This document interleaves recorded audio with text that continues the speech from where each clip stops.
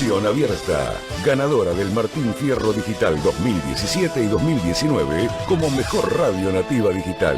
Conexión Abierta, nuestra forma de hacer radio.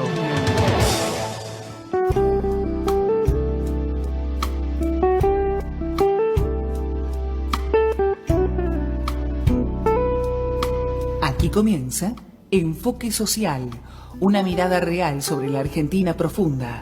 Educación, salud, vivienda, políticas públicas y responsabilidad social empresaria.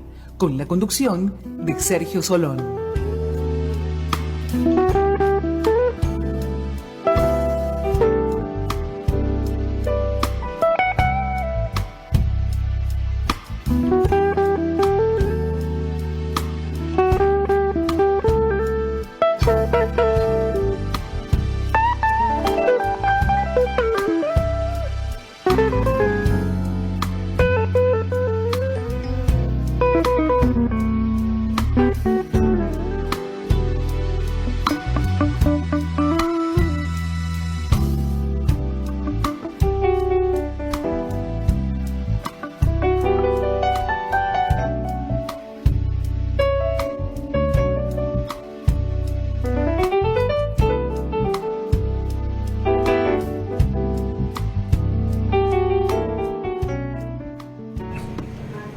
Hola, ¿qué tal? El gusto de saludarlos. Bienvenidos a una nueva emisión de Enfoque Social aquí por Radio Conexión Abierta. Antes de presentar a nuestro invitado del día, que es escritor, que se ha especializado para contar lo que habitualmente no se cuenta, para contar la verdadera historia de un relato que ha sido exitoso y que ha hecho tanto daño a la Argentina en su historia, que a través de sus libros, y tiene que ver obviamente con una guerra no reconocida, que fue una guerra interna, cuando subversivos particulares decidieron por ellos solos hacer una guerra, agarrar armas, siendo muy jóvenes, que no eran solamente idealistas. Ya después vamos a hablar con el autor y nuestro invitado, porque hay muchas particularidades que uno ha investigado desde su rol profesional todo este tiempo que llaman poderosamente la atención. Digo, vamos a contar como a mí me gusta, decir la verdad completa, porque una verdad a medias es una gran mentira, y yo prefiero la peor verdad que la mejor mentira, y es así como hice mi carrera profesional y también mi propia vida. Así que vamos a estar hablando precisamente de todo ello en un ratito nomás, y libros que se van a presentar también en la Feria del Libro. Vamos a tratar todo ello en un ratito nomás. No puedo, y le pido permiso a mi invitado antes de presentarlos, hacer un comentario, una editorial con respecto a otro tema, porque sucedió ayer a eso de las 10 y pico de la noche. Estoy hablando de la Cámara Alta del Senado. Ustedes saben, ficha limpia. Fue rechazado por el Senado y viene siendo postergado muchísimas veces con distintas excusas. Creo que la única excusa, te haya gustado o no el Papa argentino, el Papa Francisco, ha sido la muerte del Papa, ¿no? Que tenía que tratarse antes lo de ficha limpia en el Senado, y por el deceso del Papa Francisco, me parece lógico, se postergó. Creo que es la única postergación, digamos, racional que tuvo ficha limpia en el Senado. Las otras que hubieron tienen que ver con todo lo demás. Y para todo lo demás, ustedes saben, famosa frase publicitaria, existe Mastercard. Pero yo quiero hacer una disección que no todo el mundo lo va a hacer, como siempre, tal cual mi estilo. Ustedes saben, el presidente de la Nación comenzó su carrera política en esta misma radio. Le informo a mi invitado, porque quizás no tenga ese dato, de tantos datos que tiene, quizás ese dato no lo tiene. No comenzó en Radio Mitre, en Radio Rivadavia, la que se quiera, en Telefe, en la TV Pública, en Canal 13. Comenzó en Radio Conexión Abierta. Era un economista mediático, y cuando decidió incursionar en la política y hacer su armado junto a su hermana, a Karina, como todo el mundo sabe, decidió tener un programa radial online y eligió Radio Conexión Abierta. Comenzó en este mismo asiento. Luego fue diputado nacional y todo lo que ya el mundo conoce de un tal Javier Milei. Cierro el paréntesis y voy al tema siguiente. Quiero que tengamos memoria. una memoria muy reciente que tiene que ver, en este caso, con Ficha Limpia. Y después vamos a ir a la memoria histórica, ya anticipado, para hablar con nuestro invitado de lujo del día. En Cámara de Diputados, Ficha Limpia también tuvo una postergación, un traspié en su momento. Y el traspié vino a través de los propios intereses que se manejan también en el Ejecutivo, es decir, en el Gobierno Nacional. Es decir, que los propios de Javier Milei, que supuestamente estaban interesados, hay que decirlo, en Ficha Limpia, en un momento dijeron, no, un momentito, como esto comenzó, fue impulsado por el PRO, por la candidata de la primera lista de la Alianza del PRO en las próximas elecciones aquí en la ciudad, legislativas, el 18 del corriente mes, estoy hablando de López Nato, los Penato, como lo presentó ella, dijeron, un momentito, si esto sale ya, se va a llevar el PRO el premio, socialmente hablando. Y la lucha, supuesta lucha ya, a esta altura, contra la casta del Gobierno Nacional, perdía en el scoring algún porcentaje. Entonces dijeron, no, el propio gobierno que se interesaba por Ficha Limpia decidió no apoyar Ficha Limpia. Y esto ya fue una alarma. Luego dijeron, vamos a ocuparnos de esto inmediatamente, vamos a querer reformar algo y por eso no salió ahora, pero va a salir. Bueno, en eso cumplieron, se ocuparon, fue inmediato, alguna cosita se modificó, volvió a tratarse en diputados y fue sancionado. Luego pasa, obviamente, como el proceso que todo el mundo sabe del Congreso, al Senado y todo lo que ya venía ocurriendo. Pero yo tengo otra lectura también. Ustedes saben que yo nací para decir la verdad, caiga quien caiga, y eso tiene que ver con la frutilla de mi carrera. Yo hice mi propio camino de este modo y me jacto de ello, porque a medida que voy viendo para dónde va el periodismo, para dónde fueron colegas, y para dónde fue el país, y para dónde estamos intentando, con el esfuerzo de todos los argentinos, que vaya al país, porque esto no lo lidera Milei, pero Milei no lo hace, ni su equipo, lo hacen los argentinos. Digo, yo vi algunas cosas extrañas de movimientos internos en el día de ayer. Vi a personajes del gobierno que son poco conocidos, muy apurados y preocupados porque estratégicamente, obviamente, la oposición puso en el tapete que en el día de ayer también se tratase paralelamente de que Karina Milei pudiese ser interpelada por los senadores por el tema del Libragate, aquel famoso papelón del presidente, donde siempre digo, ojo, fue timba, pero timba privada. Es guita privada, no es guita pública. Es decir, no se afanó, nadie afanó, sea quien sea, a los recursos del Estado, que es lo que hace el kirchnerismo y el peronismo eternamente. Es decir, es guita privada. Primera aclaración. Pero obviamente es una imprudencia feroz que alguien, un personaje con investidura presidencial, utilice para dicha timba la investidura, obviamente, del sillón de Rivadavia. Y como Karina Milei sirve para mucho de este fenómeno que es su hermano y lo que han armado juntos, que solo ninguno de los dos podría, e hicieron un equipo a este nivel, tengo que decir también que Karina no está preparada para enfrentar a todo un Senado que la puede interpelar, no tiene esa condición realmente. Ese era el temor del gobierno. Entonces el gobierno se vio obligado a volver a reeditar el pacto que ya se tiene y que ya denuncié también de la parte que no me gusta de este gobierno, con el kirchnerismo. Siempre te conté que el primer ministro del gobierno nacional confirmado, qué casualidad, fue Cuño Libarona, confirmado oficialmente. De ahí el pacto con Cristina de acuerdo a cómo venga la cosa. ¿Por qué? Porque sabía Javier Milei que tenía que hacer un cambio feroz, un gran ajuste, y que podía llegar a juicio político tranquilamente con las características que tiene una tal Cristina Fernández de Kirchner, el kirchnerismo, el peronismo y el peronismo todo. Entonces se tendría que hacer un cinturón de reaseguro porque el cambio iba a ser muy abrupto, muy grande, como lo fue, y podría pasar cualquier cosa. Anoche, estos personajes, entre ellos Lule Menem, que doy un dato más, tiene a una expareja de él mismo, de su vida personal, sin que uno quiera entrar en la vida personal, que reside en Misiones. Y por eso con Rovira, personaje feudal de Misiones, que maneja sin estar en el gobierno, sin aparecer en medios, maneja de siempre, desde hace mucho tiempo, la política justamente misionera, es que se tomó esta decisión de dar vuelta de estas dos personas, estos dos senadores que primero iban a votar para que Ficha Limpia saliera, y luego se hizo todo lo contrario y por eso no se alcanzó el número deseado. Entonces lo que digo es, el gobierno nacional también en parte es responsable de que Ficha Limpia no sea una realidad.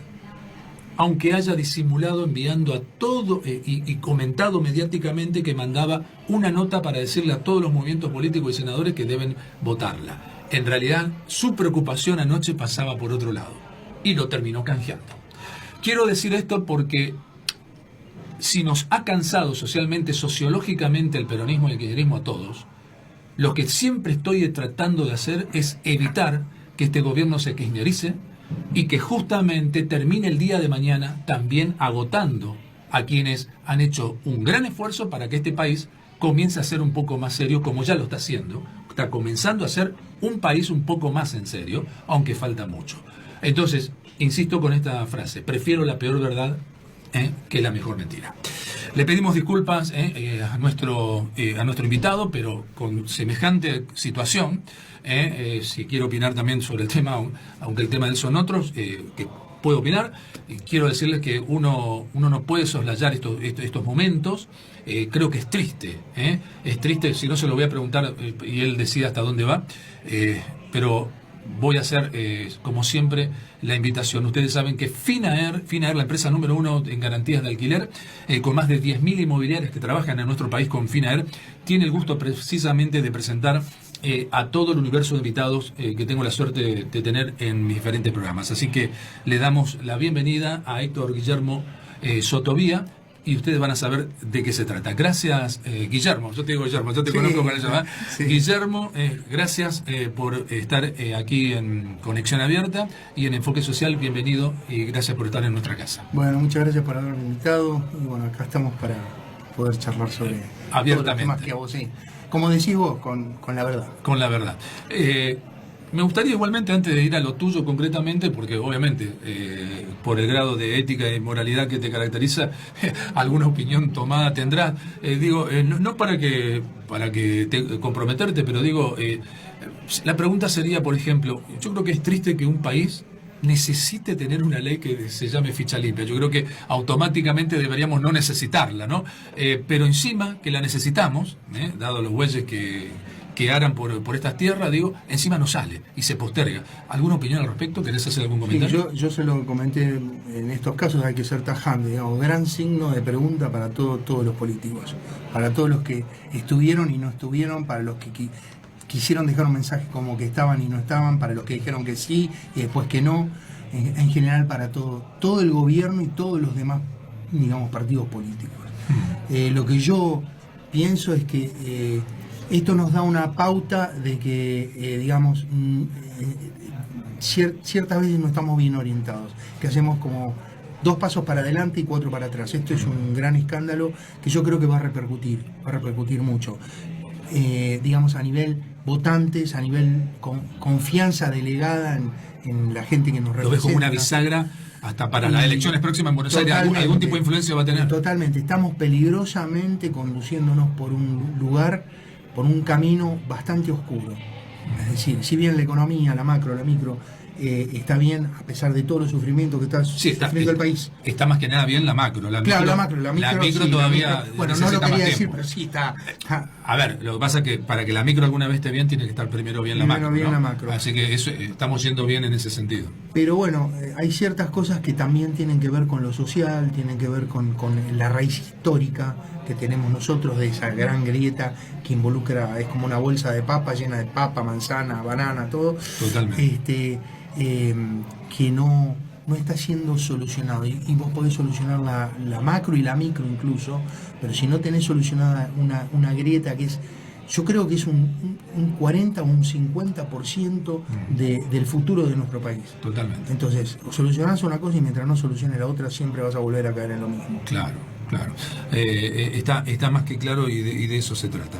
Pero adentrándonos, Guillermo, ya a nuestros temas fundamentales, muchas veces encuentro gente con sesgos, que obviamente no le interesa toda la verdad, solamente le importa su verdad o la que por algún tema de tipo emocional, lo que fuese mala experiencia en sí, que uno puede comprender desde lo humano, pero eso no quiere decir que esa sea toda la verdad. Entonces, lo que digo es, cuando hablamos de que en los 70 hubo subversión, hubo terrorismo, hubo una guerra, ¿por qué no se reconoce aquel conflicto, o cómo llamarlo, por qué no se reconoce como una guerra verdaderamente? Mira, ¿O a quiénes no les interesa que no se reconozca como guerra? antes que eso, como yo siempre le digo a la gente, hay el que sabe nada y que habla, digamos, por boca de ganso, como normalmente se dice, habla del 76 en adelante. Exacto. El que sabe un poquitito más habla del 70 en adelante. Exacto. Más precisamente del 25 de mayo de 1973.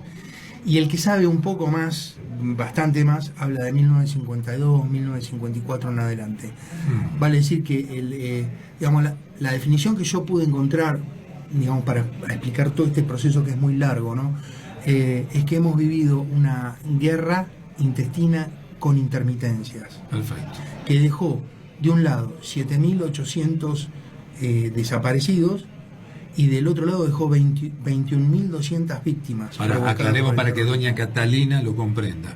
El primer número, ¿a qué lado pertenece? Y por lo tanto, el segundo número, ¿a qué lado pertenece? 7.800 que están comprobados por la CONADEP, es decir, por la comisión. No fueron 30.000. No fueron 30.000, y dentro de incluso de... Después te voy a contar algunas cositas que no se saben. Sí. Dentro de este volumen de gente desaparecida, que podría ser un poco más, pero no mucho más, hay gente propia de la izquierda, de las organizaciones terroristas que operaron en la Argentina, que fueron ajusticiados por ellos mismos, por traición, delación. Claro. Pero bueno, sí, cuando se inventa el número de los 30.000, se inventa, según Luis Roberto Labraña, que es amigo personal mío, y que estuvo ahí. Claro, fue montonero, estuvo en la FARC y Montoneros. Y se exilia, se autoexilia del país en 1976 porque lo perseguían los militares, lo perseguían el ERP, lo perseguía Montonero, lo perseguía FAP, todas las organizaciones lo estaban persiguiendo para matarlo. Así que se exilió a Holanda. Pero bueno, en definitiva, ese número de los 30.000 fue inventado para poder, digamos, tener fondos para, en teoría, continuar con la búsqueda de esta gente que estaba desaparecida. Y en el libro mío, Argentina no me olvides, cuando yo le pregunto a Luis Roberto Labraña si, según la versión fuerte que yo tengo, las madres de Plaza Mayo habían ido a buscar dinero para continuar la lucha armada, él lo que me contestó fue: en ese momento, en ese tiempo, yo era muy naif. O sea, ingenuo, traducción, sí. Ingenuo. ¿Esto qué implica, moraleja?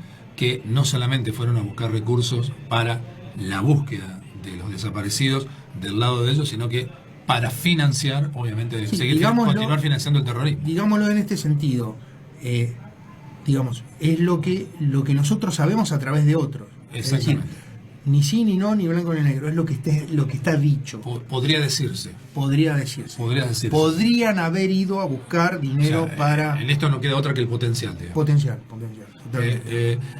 A ver, yo lo que digo es, el terrorismo prosiguió después, ¿no? Y si prosiguió por mucho tiempo después, el terrorismo, sea la ETA en España, donde sea, siempre necesita financiamiento. Si no, no tiene razón de ser. Totalmente, ¿cómo se sostiene? Totalmente, algo muy, digamos, que a uno le queda flotando en el aire, es por qué las cabezas están vivas y toda la tropa, por así decirlo, de los mandos medios para abajo, están todos muertos. Qué observación también esa, ¿no? Digamos, y si no hubo una guerra, pongámonos, ya por confirmación jurídica ya se reconoció que hubo una guerra, pero además de esto, la estructura paramilitar de Montoneros y ERP, que fueron las dos más importantes, hubo 53 organizaciones terroristas operando en la Argentina desde 1952, aquellas en formación, 1952, hasta 1980-81. Creo que, si mal no recuerdo, la última acción militar, por así decirlo, de un grupo terrorista fue la voladura de la casa de Klein Walter Klein, Guillermo Walter Klein, que se salvaron todos, hasta el perro. Pero fueron dos organizaciones muy poderosas, la cual una de ellas, el ERP, montó una columna que se llamaba Compañía de Monte Ramón Rosa Jiménez, que se instaló en los montes tucumanos, y después recibió aporte de la columna norte de Montoneros. O sea que era un caudal de gente bien organizada con manuales, código interno. ¿Y esos manuales, de dónde venía? ¿De Cuba? ¿Qué influencia tuvo Cuba en esto de ellos? ¿Tuvo influencia? ¿Sí? Bueno, ellos tuvieron instrucción en Cuba. Obviamente se prepararon para una guerra de monte. ¿Se preparaban en Cuba? Claro, prepararon como las cabecillas para instruir, pero no, vos tenés que pensar que no solamente tuvieron una organización militar, sino un apoyo sanitario, de logística, propaganda, ¿me entendés? Porque no era solamente la gente o el combatiente que iba a combatir, sino que había todo un desarrollo de una estructura muy importante y bastante bien organizada. Se instalaron, para mí, el cálculo que hicieron ellos en el monte, estuvo totalmente errado por las condiciones que se daban. No había forma de poder salir indemne de eso. Claro. Pero igualmente ellos, su propósito era sesionar a la provincia de Tucumán para después convertirla en un estado libre. Claro. Tan es así que habían hecho todas las gestiones ante la ONU para que consideraran a Tucumán como una zona liberada. Liberada, o sea, presa de ellos, ¿no? O sea, sí. Liberada entre comillas. En síntesis, para resumirte, si a nosotros, de los sesentañeros, nos preguntan qué fue Tucumán, podemos dar una breve descripción. En mi caso, yo, soy hijo de un oficial superior de la Fuerza Aérea, tengo por ahí bastante más llegada, pero nadie mejor que los tucumanos para describir qué fue Tucumán. ¿Qué fue Tucumán? Y voy más aún, a los tucumanos, los humildes, los que estaban cerca del monte, en los pueblos chicos, donde la guerrilla arrasaba con todo, mataba gente, como el caso de Santa Lucía, que mataron 17 civiles. Entró la guerrilla, mató 17 civiles, entre ellos un carnicero que no tenía nada que ver, Saraspe de apellido. Por eso el despliegue fue importante y era necesario, también combatirlo con todo lo que se pudiera combatir en ese momento. Lo que es increíble es que no siempre es fácil tu enemigo está dentro de tu mismo territorio, no siempre es fácil reconocerlo, porque si está de la cordillera de los Andes para allá es más fácil, ¿no? Pero si está dentro tuyo, de tu sociedad, eso se dificulta. Esa es una herramienta que me ha dado la misma izquierda para poder rebatírselo, porque normalmente, como vos sabrás, la izquierda, los comunistas o los socialistas te dicen, no, pero las Fuerzas Armadas tenían el poder porque tenían más armamento. Claro, eran gobiernos, claro, o sea, siempre tienen... Pero hay un pequeño detalle. El hecho de que ellos no estuvieran uniformados, el hecho de que no se sabía cuándo, dónde, cómo y a quién iban a atacar, les da un poder, como por ejemplo, para poner un solo ejemplo, el crimen de lesa humanidad de la bomba en el comedor de la Policía Federal. Totalmente. 24 civiles muertos y dos policías muertos. Un comedor que, además de ser de la policía, era abierto a la comunidad, o sea, a los civiles. Claro, ¿cómo haces para reconocer ahí? Ahora, yo te pediría, me pongo en el abogado del diablo, que me expliques cómo un gobierno pone a una ministra de Defensa, la comandante Teresa, frente a la dirección de todas las Fuerzas Armadas. Es decir, llamativo. Muy llamativo, como hay muchas otras cosas que son llamativas. Un ministro de Defensa también está del gobierno anterior también. Por eso, también tiene su pasado con el terrorismo. Todos tienen Parece una cargada, ¿no? Sí, ministro de Defensa. Sí, y la cargada es que, por ejemplo, en el muro de la memoria esté Laurita Ferrari como desaparecida. No lo digo yo, lo dijo la madre. Y hubo un proceso. La madre de ella. Sí, Lorenza, que es amiga mía, que está en el segundo libro. Que ahora lo vamos a mostrar. En el segundo, no en el primero. Ese es Argentina, no me olvides, el otro es... acá, relatos de una guerra no declarada. Lo mostramos acá en primer plano. A ver si salimos ahí. Ahí está. Ahí ya va a venir la imagen con algún tipo de delay. Acá está. Acá, bien clarito.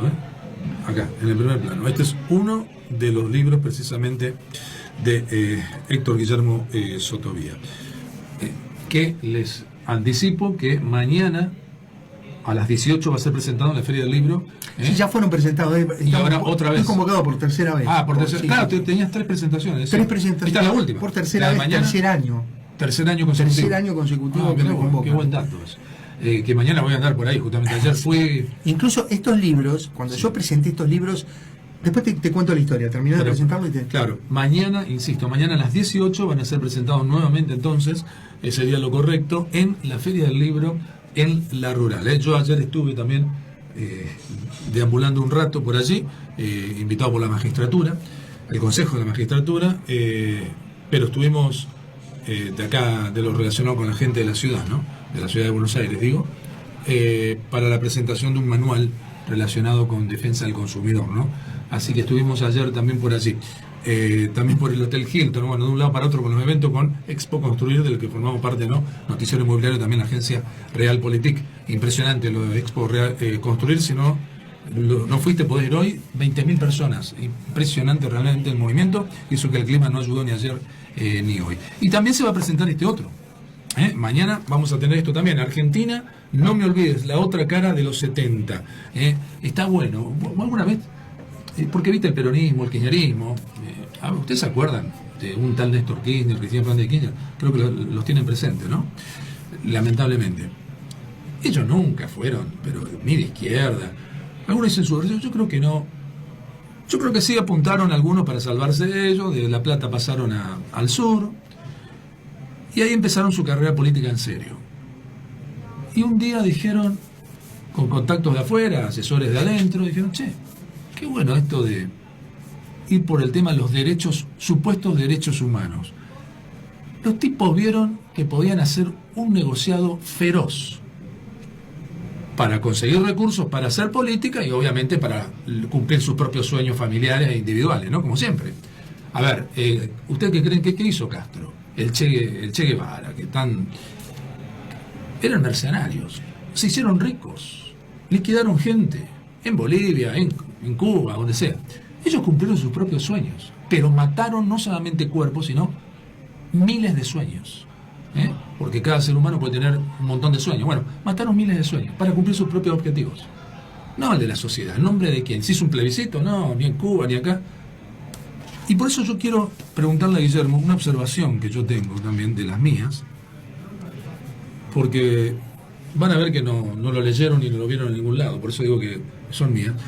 Yo observo cuando uno ha investigado, Guillermo, ¿por qué se da esta característica de que muchos subversivos pertenecían a familias ricas? A mí siempre me llamó la atención eso y creo que es algo que casi no se tocó.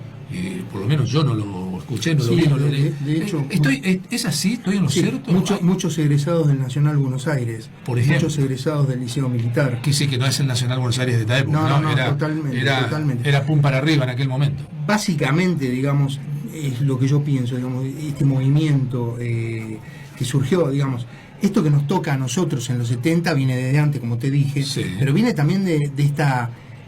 como bien lo dijo el Che, hay que crear focos revolucionarios en toda Latinoamérica y también en Europa y en Asia, que es lo que pero a eso se suman, por eso estuvo el Mayo francés y qué sé yo, todos, toda la juventud que quería, digamos, que quería una revolución y cambiar las cosas, se monta en un relato que es bien llevado para, digamos, adoctrinarlos y terminan, digamos, como muchos todavía hay que están o provienen de una muy buena posición social, en compadecerse de los más necesitados, pero en el cambiar no optan por la vía pacífica, sino que optan por una revolución armada, la cual es una locura. Una locura total. De hecho, por donde se mire. Hoy en día, en esta historia muy reciente que nos toca vivir, cuando vos escuchás a Quebracho, cuando lo escuchás a este chico, al abogado ¿cómo es que se llama?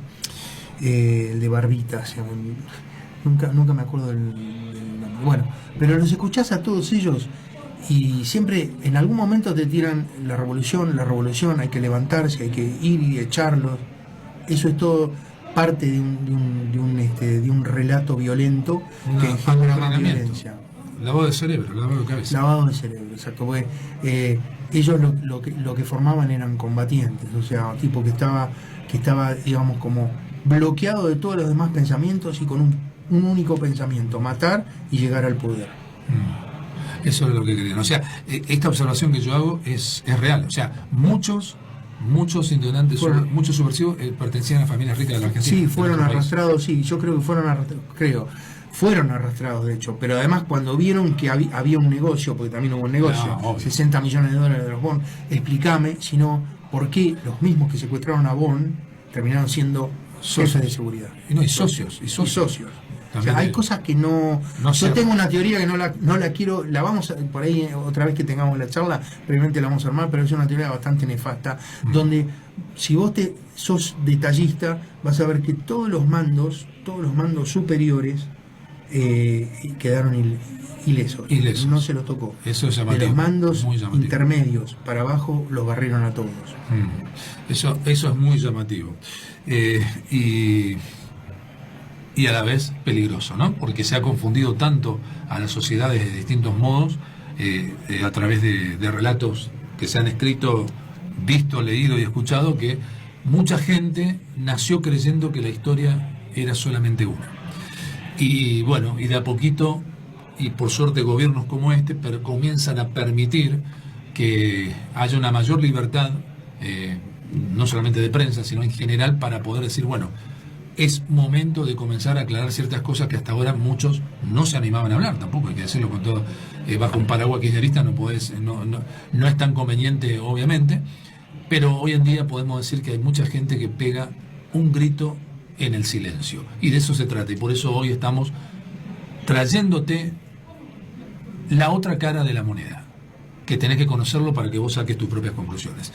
Hacemos nuestra pausa, vamos que venimos. Este programa está auspiciado por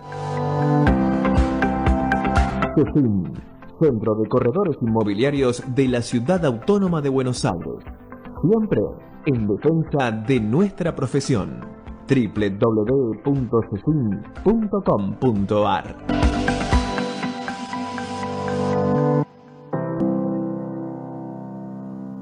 El 18 de mayo se votan legisladores de la ciudad con boleta única electrónica. Se eligen 30 legisladores por un mandato de 4 años para proponer, debatir y votar leyes de la ciudad. En estas elecciones no se eligen jefe de gobierno, senadores ni diputados nacionales. Vas a poder consultar el lugar y mesa donde votás en el padrón electoral. Recordá que el voto es obligatorio. Más información en buenosaires.gov.ar/elecciones. Instituto de Gestión Electoral. Buenos Aires Ciudad.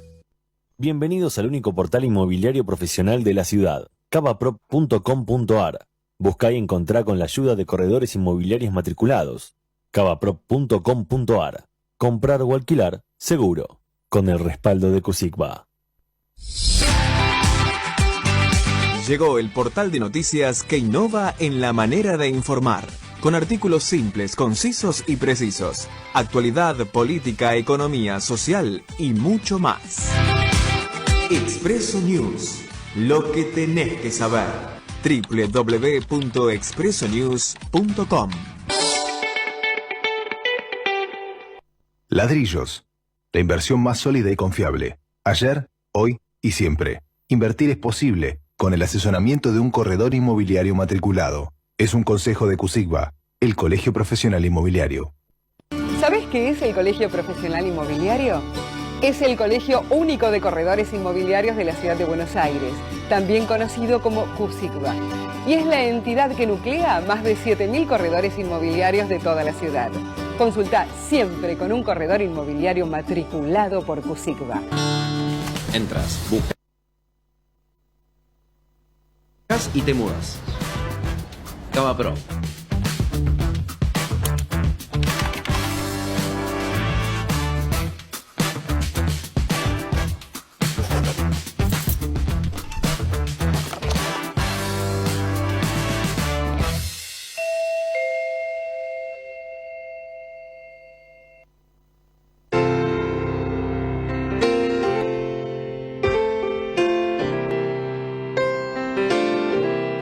You've been on my mind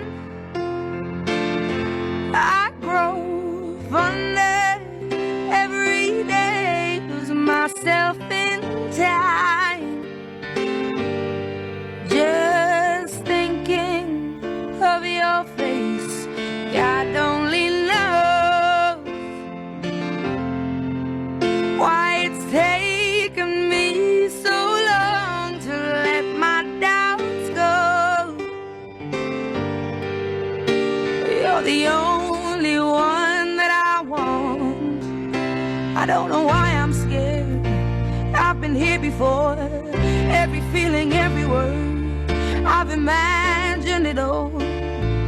You'll never know if you never try to forgive your past and simply be mine. I dare you to let me be your one and only. Promise I'm worthy to hold in your arms. So come on and give me the chance to prove I'm the one who can walk that mile until the end starts. If I've been on your mind,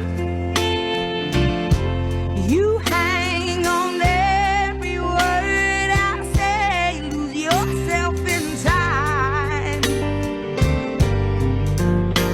At the mention of my name, will I ever know how it feels to hold you close and have you tell me whichever road I choose, you'll go. I don't know why I'm scared, 'cause I've been here before. Every feeling, every word, I've imagined it all. You never know if you never try to forget your past and simply be mine. I dare you to let me be your the one and only. I promise I'm worthy to hold in your arms. So come on and give me the chance to prove I'm the one who can walk that mile until the end starts.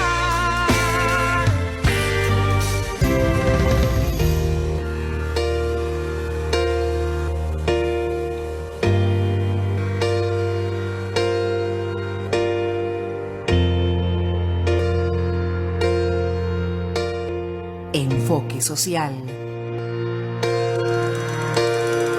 I know it ain't easy giving up your heart.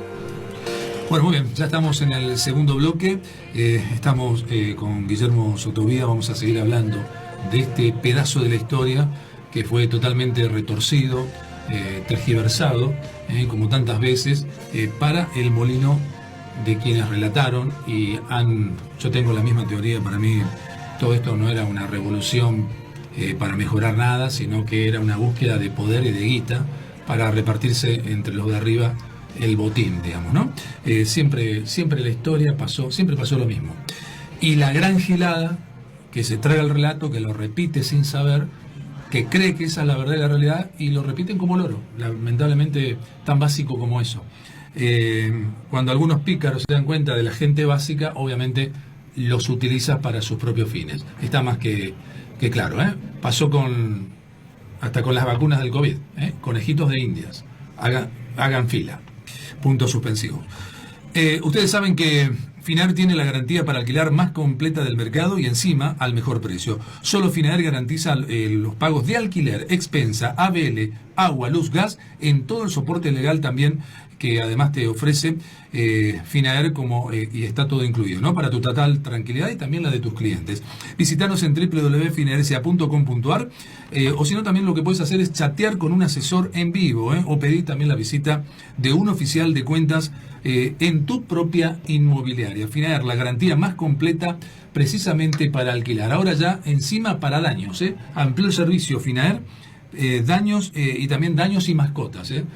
Ustedes saben que muchos propietarios sufren, van a alquilar tal inquilino, a ver si tiene hijos chicos o no, porque cómo me queda el departamento una vez que termine el contrato de alquiler, si tiene mascota o no, cómo las mascotas muchas veces destruyen las propiedades, lamentablemente, esto es así. Así que está ampliado el servicio de Finaer precisamente para todo lo que tenga que ver con daños y mascotas a partir de ahora, del 5 del corriente mes. Y ustedes saben que también si tenés una empresa y necesitas respaldo legal, la doctora Silvina Ripoli, abogada y mediadora con 20 años de experiencia también en la función pública, es especialista en derechos del consumidor. Junto a su equipo ofrece soluciones legales a medidas para pymes, para medianas y grandes empresas. Contactanos en Devoto, siempre con el prefijo, obviamente, de la Ciudad Autónoma de Buenos Aires, el 11 41 99 65 37. Anotó 41 99 65 37. O si no, slripoli 20, el número @gmail.com. Ripoli y Asociados, tu empresa con respaldo legal. También el agradecimiento para todo lo que tenga que ver con el Colegio Profesional Inmobiliario, que siempre está apoyando todo mi trabajo, gracias a Dios. También agradecimiento para todo lo que tenga que ver con Buima Propiedades en esa coqueta esquina del barrio de Caballito. También para SIVA, la Cámara Inmobiliaria de la provincia de Buenos Aires. También agradecemos a cavaprop.com.ar, comprar y alquilar seguro. Vos sos corredor inmobiliario, todavía no publicaste en Cavaprop, ¿qué estás esperando? cavaprop.com.ar. También, si llegaras a viajar a La Rioja, te aconsejo que te hospedes en Naindo Park Hotel. Naindo Park Hotel, bienvenido a todo lo que mereces. Así que gracias a todos nuestros sponsors precisamente por acompañarnos. Estamos también con la tanda y no nos olvidemos del video de Noticiero Inmobiliario, que la próxima vez que tenemos que agregar, ¿no? Porque se viene el evento de fin de año en Cataratas, en Puerto de Iguazú, Misiones, donde obviamente voy a estar a fin de mes, 28, 29, 30 y 31 voy a estar precisamente en ese evento internacional inmobiliario. Gente de Brasil, de Paraguay, de Argentina nos va a estar visitando. Extraordinario congreso que organiza también el Colegio Profesional Inmobiliario de Misiones junto con FIRA, la Federación Inmobiliaria de la República Argentina. Guillermo, realmente hay cosas que... Hay historia, en algún momento dijiste que había algunas cositas que nos ibas a contar que todavía no se saben. ¿Es la primera vez que lo contás? ¿La primera vez que se cuenta en un programa de radio, de televisión? No, lo hemos, digamos, lo hemos tratado de difundir por otros medios. Por otros medios. Pero, digamos, poca difusión ha tenido, esa es la realidad. Poca difusión. ¿Perlitas como qué, por ejemplo? No, como por ejemplo, mira, empiezo con lo que te decía antes, la peor parte de esa guerra es lo que nos toca vivir ahora. O Totalmente. Sea, del 83 en adelante. Estos famosos juicios de la lesa humanidad, o la palabra genocidio, que ha involucrado a mucha gente, algunos, digamos, que corresponde que estén procesados y detenidos, y a otros que los juicios dejan dudas importantes, cuestionamientos muy importantes. De hecho, ahora va a haber una presentación, una denuncia por irregularidades en un juicio importante que es de un suboficial que le adjudican crímenes de lesa humanidad que aparentemente no cometió. No cometió. Estarían presentándolos la semana que viene. En el Consejo de la Magistratura, ¿no? Estamos hablando del caso del Cabo Flores. Cabo Flores es uno, pero hay otros casos. De hecho, hay un libro que es muy interesante y lo recomiendo, sobre todo para los periodistas y abogados, porque no es un libro común, sino es un documento. Porque perfecto. Tiene 800 páginas y no es que cuenta una historia, sino que da datos concretos, certeros, con nombre, apellido de jueces, testigos y fiscales, a los cuales se los acusa de prevaricato y muchos por así decirlo, delitos más. El Totalmente. libro, que conste que no lo estoy diciendo yo, lo Sí, dice sí, el sí. libro. El libro se llama Atrapado en la telaraña de Comodoro Pi, de Orlando González, que es un suboficial que también es experto en criminología, abogado, que escribió ese libro, y según las versiones que él mismo me da, cuando los quiso sacar a publicidad, tuvo, digamos, aprietes, por así decirlo, del Poder Judicial y otros poderes, según él, para que no saliera. De hecho, ahora que estamos un poco más liberados, está en la exposición de la Feria Internacional del Libro. Y no, entonces, no es poco, ¿no? No es poco. No es poco. Que haya esa libertad en serio. Sí, así que yo recomiendo, porque es un claro ejemplo de las irregularidades que se han cometido con muchos de los juicios, y que este libro denuncia como causas, por ejemplo, duplicadas, triplicadas, causas que además están en YouTube, es decir, donde se ve que al testigo, al aparente damnificado, se le tiene que señalar quién es, porque no reconoce, o sea, no reconoce al procesado. Claro, directamente. Y después la otra parte... Para que doña Catalina, insisto, lo comprenda, ha sido tanto el manejo político, económico, subversivo, que influye, que llegó a esta ilegítima justicia, ya que se habla de justicia legítima, pero que en realidad es legítima justicia.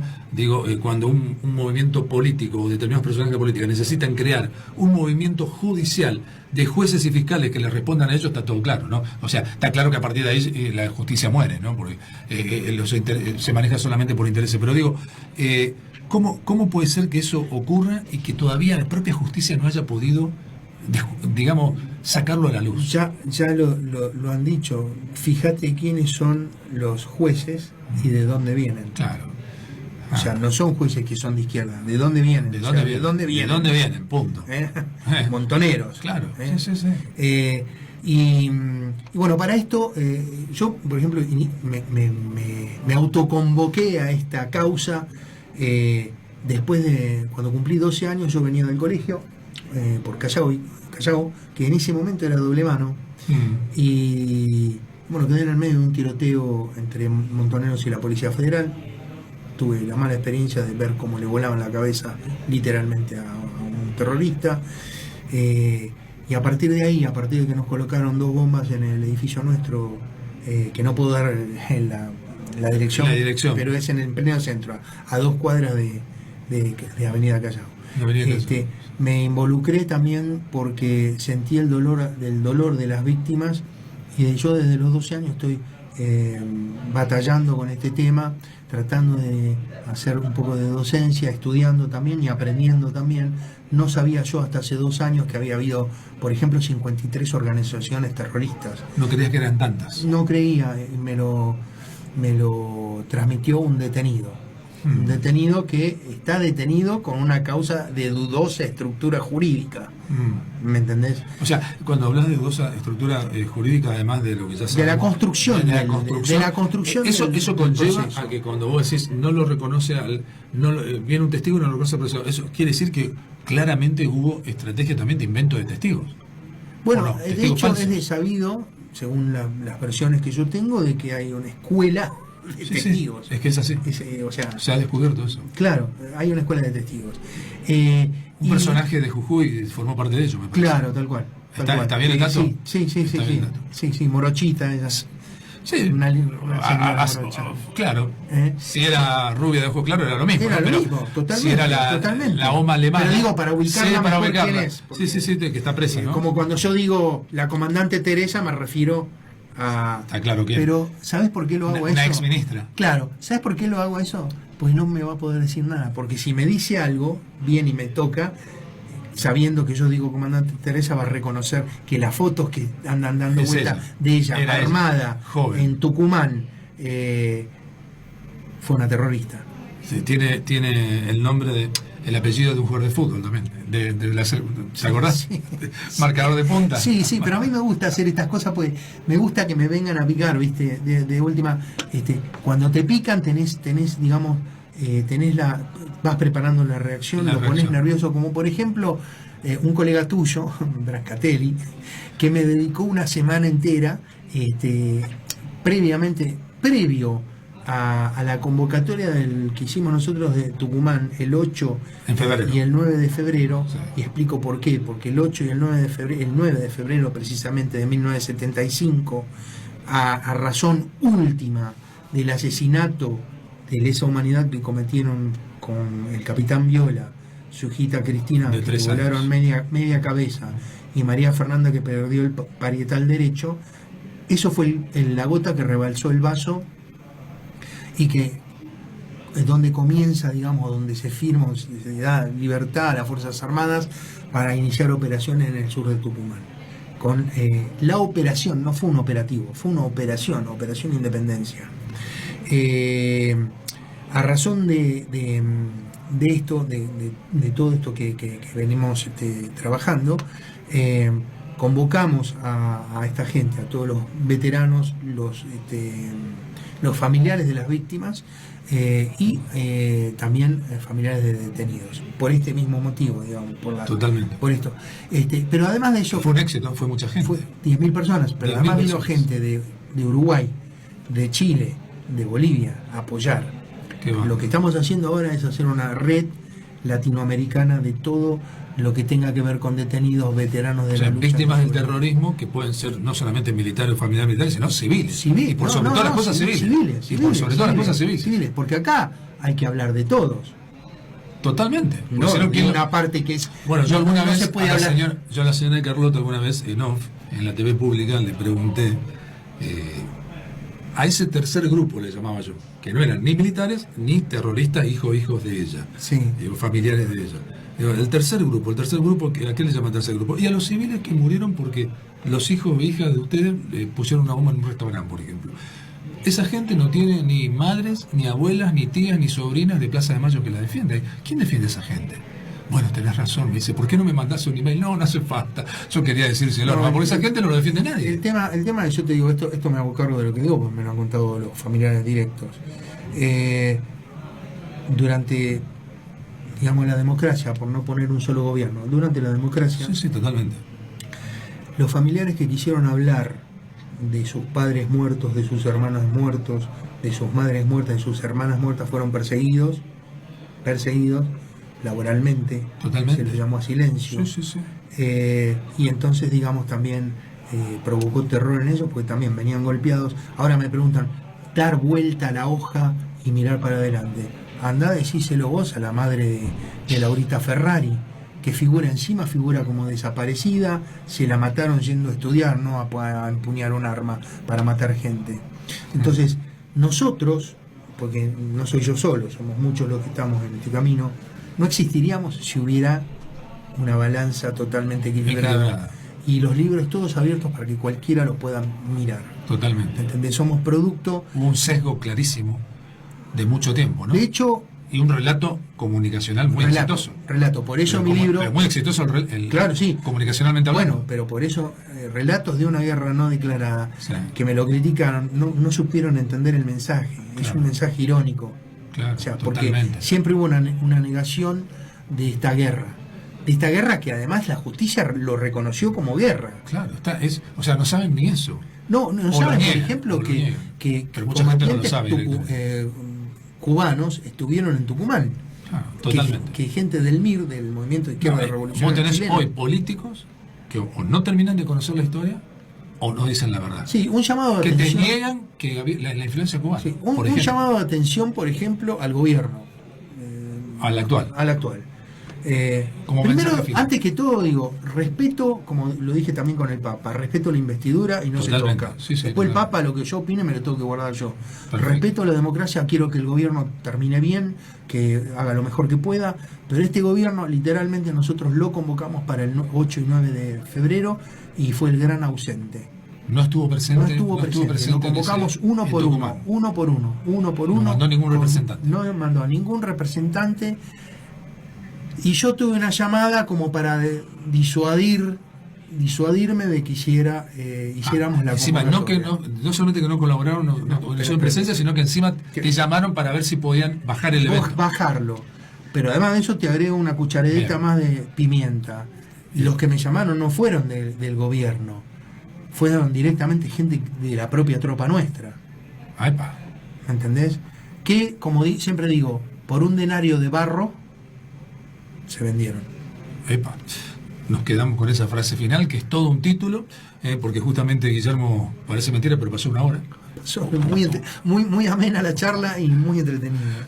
Pasó una hora de programa en esta emisión de Enfoque Social, donde, insisto, nosotros no buscamos arruinarle la vida en sí misma a nadie. Lo que queremos es a nuestro país. Y como queremos a nuestro país, y no es un decir, es decir, que no usufructuamos de esa frase, para cumplir mis propios sueños, sino que mi sueño es mi país, nada más que eso. Entonces es por eso que me animo a contar, y no desde ahora, en el caso mío, desde hace años, varias personas relacionadas con el tema han pasado por este programa. Con revisar la historia de este programa se van a dar cuenta. Justamente mientras otros especulan, hablo de colegas míos, especulan con que cuál es el momento para hablar de lo contrario al relato. Yo no especulo, yo solamente quiero la verdad. Sé que a mucha gente le molesta la verdad porque hemos naturalizado lo anormal. Entonces parece que acá el complicado, en este caso sería la persona que dice la verdad, el que dice la verdad es el complicado. No, es al revés, damas y caballeros. El que miente, esconde, es el verdadero complicado.